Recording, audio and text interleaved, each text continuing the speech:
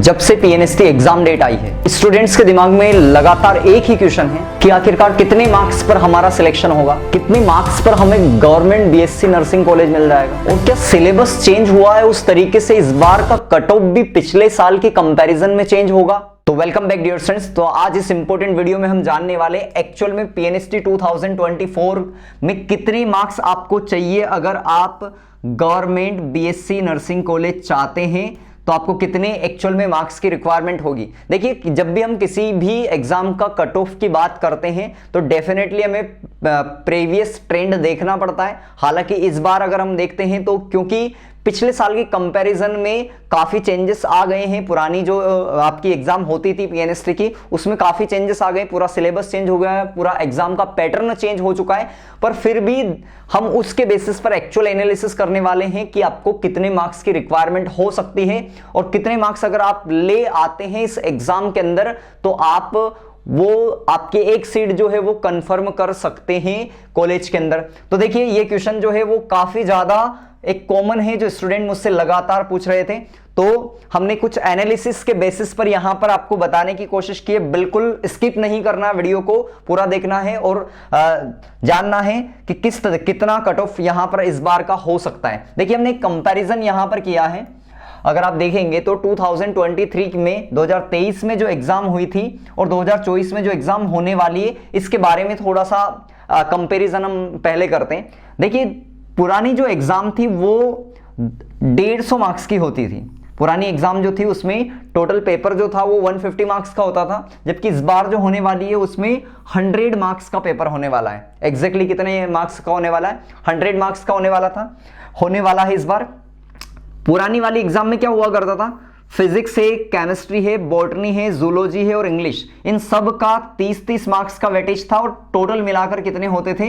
150 marks हुआ करते थे। पर इस बार अगर हम देखते हैं तो फिजिक्स, केमिस्ट्री, बायोलॉजी, जीके और इंग्लिश, इन सब का मिलाकर आपका 100 मार्क्स का एक्चुअल में वेटेज है। अब यहां पर क्यों हमने ये बात करी है, देखो जानना बहुत जरूरी है।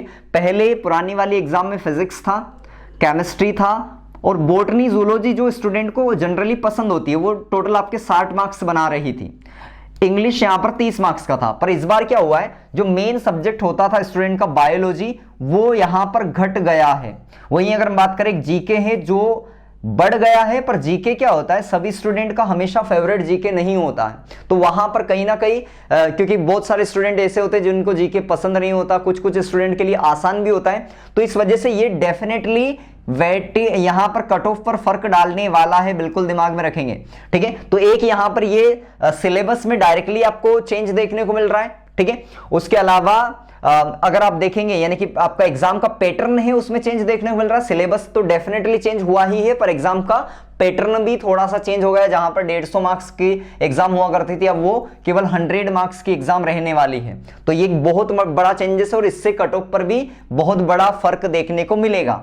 दूसरा इंपॉर्टेंट चीज जो हम बात कर रहे हैं, देखो पुरानी जो एग्जाम थी, अगर आप पिछले साल की एग्जाम की बात करेंगे तो उसमें क्या मिलता था आपको? जो एग्जाम डेट आती थी, जो पुरानी एग्जाम डेट आती थी, जनरली तब से लेकर लगभग स्टूडेंट को कम से कम 45 से लेकर 60 डेज का टाइम मिला करता था पढ़ाई करने के लिए। मान लीजिए कि एग्जाम जब होने वाली है उससे लगभग 45 दिन या लगभग 2 महीने पहले इसके एप्लीकेशन फॉर्म स्टार्ट हो जाया करते थे जनरली, और लगभग स्टूडेंट को पता होता था कि एग्जाम डेट जो थे उससे लगभग 1.5 से लेकर 2 महीने पहले स्टूडेंट जो है वो पढ़ने लग जाता था, उस बेसिस पर तैयारी करने लग जाता था। साथ में सिलेबस भी पहले से पता रहता था क्योंकि वो इस लगातार सेम सिलेबस चलता आ रहा था पिछले 4-5 सालों से।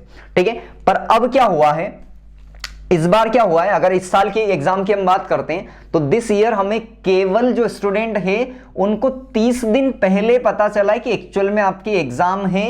यानी कि स्टूडेंट को जुलाई के लास्ट डे में या फिर एग्जैक्टली बोले सितंबर जो अगस्त थे उसमें ही जाकर उनको पता चला कि एग्जैक्टली एग्जाम जो है आपकी सितंबर में होने वाली है। तो 1 महीने का ही लगभग टाइम मिला है, 1 महीने या 1 महीने 5 दिन हम कह सकते हैं, इतना एग्जैक्टली स्टूडेंट को टाइम मिल पाया है जो बड़ा इंपैक्ट डालने वाला है। पहले जहां पर लगभग 45 दिन से लेकर 60 दिन का मिल पाता था, वहां पर इस बार लगभग 30 से लेकर 35 दिन का टाइम मिल पाया है, जो कि बहुत बड़ा इंपैक्ट यहां पर डालने वाला है कट ऑफ पर। उसके अलावा अगर हम बात करते हैं इस साल में, अगर पुराने ईयर की कंपैरिजन में हम कंपटीशन की बात करते हैं तो काफी ज्यादा बढ़ गया है, कंपटीशन काफी ज्यादा है अगर आप देखेंगे तो। इसका कारण क्या कंपटीशन का, देखो एक सबसे बड़ा रीजन जो मुझे लगता है वो ये है कि पिछले कुछ सालों में अगर आप देखेंगे तो कोई कोचिंग इंस्टीट्यूट जो था वो भी ऑनलाइन में कोई भी प्रिपरेशन नहीं करवाते थे। अब यहां पर आप देखेंगे ऑनलाइन में कई सारे कोचिंग इंस्टीट्यूट है जो बहुत अच्छे अच्छे कंटेंट प्रोवाइड कर रहे हैं, फ्री कंटेंट या फिर पेड कंटेंट जो भी है, पर बहुत अच्छा कंटेंट प्रोवाइड कर पा रहे हैं। इस वजह से जो गांव वाले एरिया में जो स्टूडेंट रहते थे, जो बेटर तरीके से प्रिपेयर नहीं हो पाते थे, आज उनको भी यहां पर काफी बढ़िया प्रिपरेशन यानी कि वो भी प्रिपरेशन कर पा रहे हैं। और ये भी एक रीजन है जो कंपटीशन को हाई लेकर जा रहा है। दूसरा रीजन क्या है, पिछले साल के स्टूडेंट भी यहां पर है अभी इस साल जिनका रिजल्ट अभी तक नहीं आया है और वो भी एक्चुअल में एग्जाम देने के लिए तैयार है। वो स्टूडेंट भी तैयार है जिनका सिलेक्शन होने वाला था, और साथ में वो स्टूडेंट भी तैयार है जिनके कुछ नंबर कम रह गए थे और वो इंतजार कर रहे थे कि शायद हो जाएगा रिजल्ट, यानी कि रिजल्ट आएगा तो हो सकता है उसमें हो जाए कुछ, या नहीं है तो नेक्स्ट ईयर देंगे। तो वो स्टूडेंट काफी ज्यादा नंबर्स में इस बार तो कंपटीशन कंपैरेटिवली साल ज्यादा है पिछले साल के कंपैरिजन में। वहीं अगर हम बात करें एक इंपॉर्टेंट जो हम सबसे मेन चीज बात करने वाले, कैटेगरी वाइज कितना कट ऑफ हो सकता है, जो हमने इन सब कई सारे ऐसे कुछ पॉइंट्स हमने लिए, कुछ बेसिस लिए जिनके बेसिस पर हम बता रहे हैं कि अलग अलग कैटेगरी वाइज कितना कट ऑफ जा सकता है। देखिए जनरल कैटेगरी का मेरे अकॉर्डिंग ये देखो एक हमने रफली आइडिया निकाला है, इससे थोड़ा बहुत ऊपर नीचे होता है, पर मुझे जहां तक लगता है इतना कट ऑफ यहां पर हो सकता है क्योंकि पेपर अब इस बार 100 मार्क्स का है। देखो पिछले साल के पेपर जो था वो 150 मार्क्स का पेपर हुआ करता था, इस बार 100 मार्क्स का है।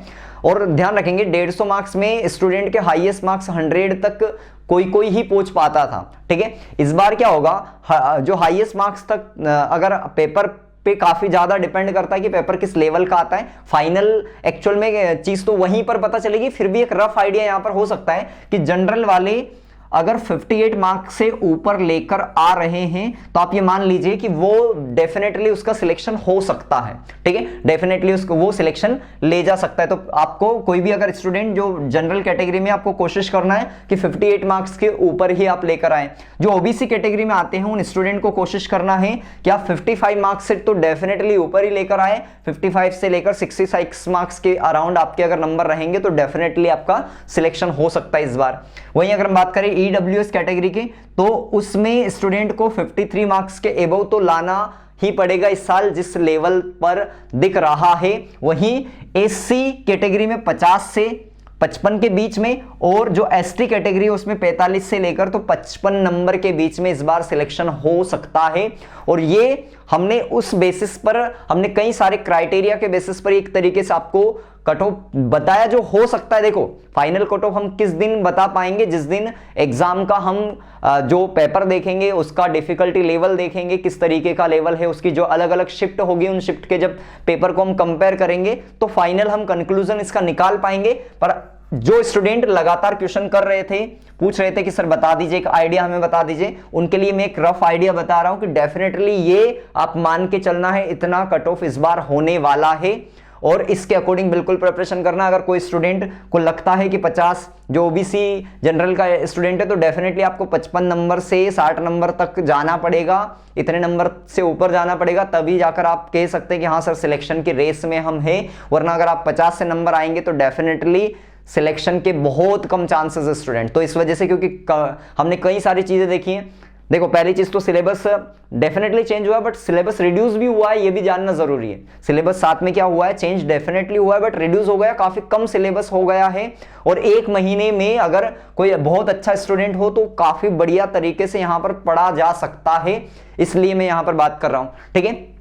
तो आई होप कि आपको जो ये इंफॉर्मेशन है सभी अच्छी लगी होगी। अगर बढ़िया इंफॉर्मेशन लगी है तो बिल्कुल कमेंट बॉक्स में आप बता सकते हैं, और मिलते हैं अगले नेक्स्ट इंपॉर्टेंट वीडियो में।